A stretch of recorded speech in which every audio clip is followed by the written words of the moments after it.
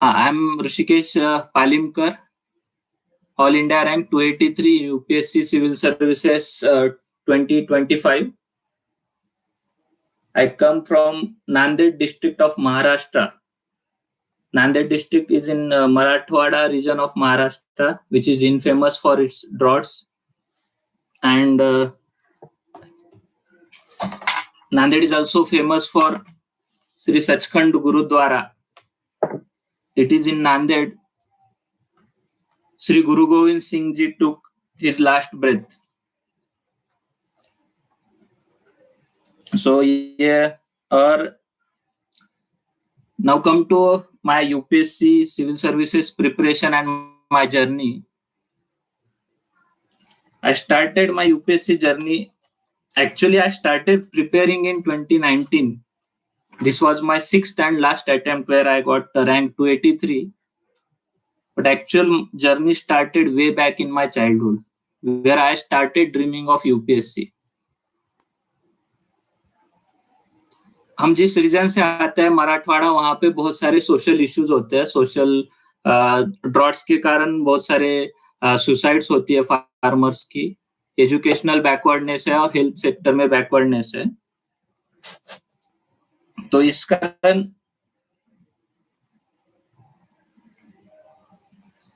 एक बढ़ते हुए चाइल्ड को, एक बच्चे को अपना करियर जब भी दिखता है तो एक करियर में सेफ्टी और सिक्योरिटी चाहिए होती है. उसके साथ करियर ऐसा चूज करने का मन किया जहां पे हम लोग कुछ चेंज कर सके, कुछ रीजन के लिए काम कर सके. तो इसी प्रेरणा से लेके, इसी मोटिवेशन को लेके तब से मैंने बचपन से अपने मन में एक यूपीएससी का सपना देख के रखा था. मेरा ग्रेजुएशन सिविल इंजीनियरिंग में हुआ है. I went to National Institute of Technology, Warangal, and there I studied civil engineering.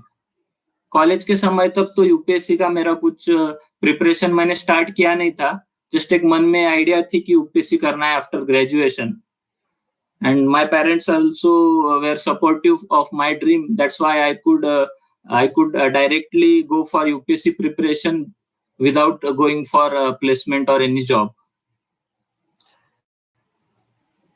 तो 2020 में मैंने यूपीएससी प्रिपरेशन स्टार्ट किया. बहुत ही अप्स और डाउन्स रहे हैं. 2023 में मैंने एक बार इंटरव्यू दिया था. फर्स्ट 2020 और 21 का मेरा 2 बार प्रीलिम्स नहीं हो पाया. उसके बाद मैंने 22 में प्रीलिम्स क्लियर किया, फिर वहां पे मेंस नहीं हो पाया. फिर 2023 में मेरा प्री मेंस दोनों क्लियर हुआ, पर मेरा तब मेंस इंटरव्यू क्लियर नहीं हो पाया. तो उसके बाद मेरा 24 में फिर मेंस क्लियर नहीं हुआ, और मैं इस बार लास्ट अटेम्प्ट में मेरा 6th अटेम्प्ट में था, और इस बार मैंने ऑल 3 स्टेजेस क्लियर किया और ऑल इंडिया रैंक 283 लाया. अब इतने लंबे जर्नी में सबसे पहले, बाकी तो हम एक्चुअल प्रिपरेशन की बात करेंगे कि प्री और मेंस एंड इंटरव्यू का अप्रोच क्या रहना चाहिए, सोर्सेस क्या रहने चाहिए, इस सब के बारे में हम लोग बात करेंगे जरूर. उसके पहले,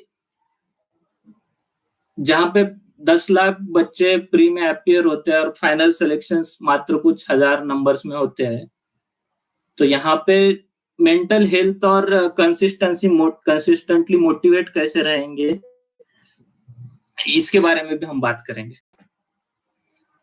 तो सबसे पहले हम प्री की बात करेंगे. प्री में मेरे क्या क्या सोर्स रहे हैं. इसमें प्री में हम लोग जीएस और सीसैट दोनों की बात करेंगे. तो सबसे पहले तो मैं ये बताना चाहूंगा कि जीएस में जो प्री में जीएस में मेरा पहले 2 अटेम्प्ट में जीएस क्लियर नहीं हो पा रहा था.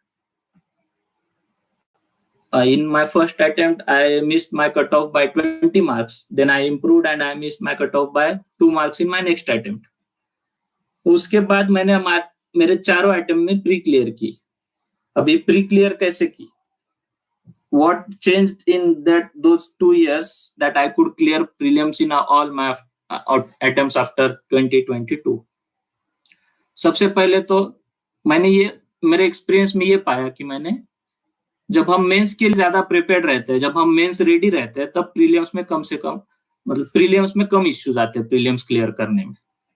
अभी प्रीलिम्स इतना डायनामिक हुआ है कि इस बार का पेपर इतना लेंदी और कुछ ज्यादा ही टफ एस्पिरेंट्स के हिसाब से बोला जा रहा है। तो प्रीलिम्स का सबसे बेसिक चीज है कि अनप्रेडिक्टेबल चीज के लिए तैयार रहना है हम लोगों को। अब इसमें मेंस अगर जीएस 1, 2, 3 के हिसाब से पढ़ा जाए तो प्रीलिम्स के लिए बहुत इंपॉर्टेंट रहेगा। इसमें मेरे सोर्स रहे हैं, जैसे हिस्ट्री के लिए, मॉडर्न के लिए मैं स्पेक्ट्रम हमेशा पढ़ता था और उसको बार बार रिवाइज करता था। और फिर स्पेक्ट्रम के बाद रहेगा आर्ट एंड कल्चर का एनसीईआरटी एंड तीनों मॉडर्न, मिडिवल एंड एंशिएंट का एनसीईआरटी पढ़ता था, बार बार इसको रिवाइज करता था। और ये सब मैं पीवाईक्यूज देख देख के एनसीईआरटी में से क्या पॉसिबल क्वेश्चंस आ सकते हैं ये सब देख के मैं करता था। और बाकी पॉलिटी के लिए मैंने लक्ष्मीकांत रेफर किया है हमेशा, और लक्ष्मीकांत के साथ आतिश माथुर सर का एक मैग्ना कार्टा का वीडियो सीरीज आता है यूट्यूब पे, वो वीडियो सीरीज मैंने बहुत मुझे हेल्प की है पॉलिटी के प्रीलिम्स के क्लियर करने के लिए। और science and tech and GS 3 का जो पार्ट है वो एनवायरमेंट का, वो मैंने शिविन सर से पढ़ा है। और इसमें यही होता है कि अगर तुम बार बार रिवाइज करते रहोगे तो ज्यादा इसमें इंपॉर्टेंट हेल्प होती रहेगी।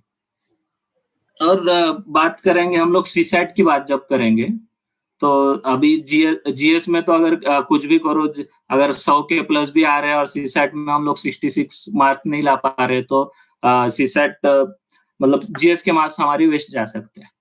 तो जीएस के लिए सबसे मेन, सीसैट के लिए सबसे मेन तो ये चीज है मेरे हिसाब से। मेरे लिए तो मेरा मैथ बैकग्राउंड था और मेरा इंजीनियरिंग बैकग्राउंड था, इसलिए मुझे सीसैट ज्यादा कभी प्रॉब्लम था। Nitin Singhania and some Google search like clear IAS नाम का एक वेबसाइट है, वो उस पे हर डायनेस्टी के आर्ट एंड कल्चर के बारे में छोटा राइटअप दिया हुआ है, तो वहां से आपको रिच वैल्यू एडिशन मिल सकता है। फिर बात करते हैं सोसाइटी के लिए। इंडियन सोसाइटी के लिए मैंने ओनली आईएएस का एक इंडियन सोसाइटी का छोटा सा पीडीएफ आता है, वो पीडीएफ फॉलो किया था। उसमें से जो एग्जांपल्स है, जो डेटा है, वो डेटा मैंने यूज किया था हर जगह पे।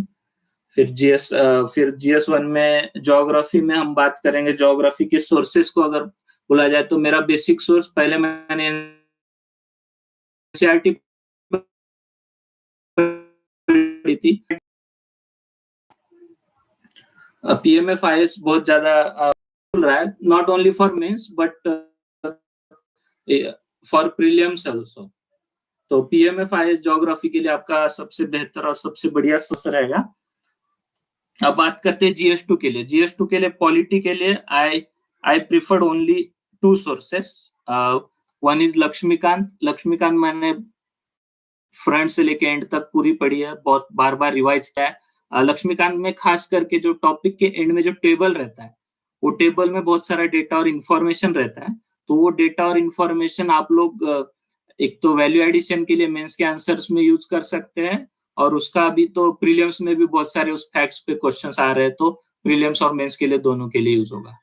Apart from Laxmikant, I used Atish Mathur sir's Magna Carta notes from his Telegram channel, which was very helpful addition me for my mains preparation.